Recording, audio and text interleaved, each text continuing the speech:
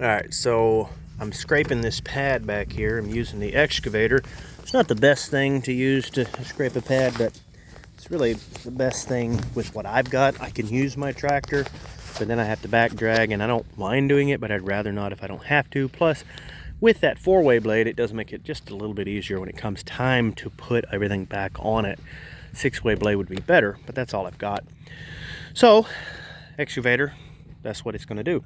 Does it actually a pretty decent job. What I wanted to talk about really quick is when you start scraping your rock off or whatever it is that you've got down. Typically, you're going to have a clay pad, especially if you live somewhere where clay is fairly affordable like we do. Clay pad is going to be your best pad.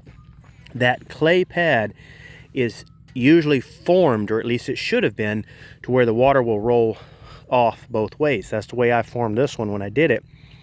If you start to cut your rock off and you're trying to peel it back, you want to try to be careful not to dig into this clay pad here.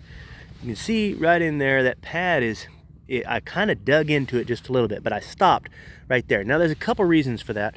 Number one, once you do get down below that grade, you can't tell on the camera, but I'm about 2 inches below, and then I stagger back up. That's going to keep dipping every time I come back over that if I'm not careful and if I don't smooth that back out.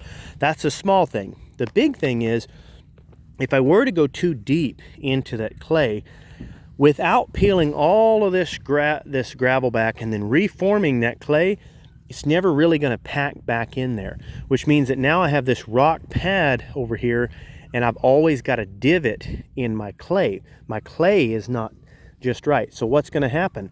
Well, I'm going to start to hold water in there because it's going to drain down to the clay, drain down through the rocks and into the clay, and then it's going to hold water, and it's always going to be soft. So then my truck's going to hit it, and it's going to form a deeper and deeper and deeper pocket.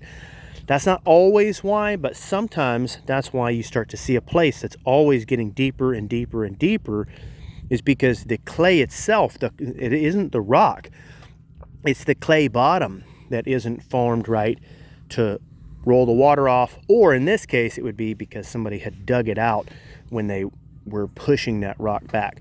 I'm not saying that that's 100% why. What I'm saying is that you need to be careful about that, because you can cause that to happen.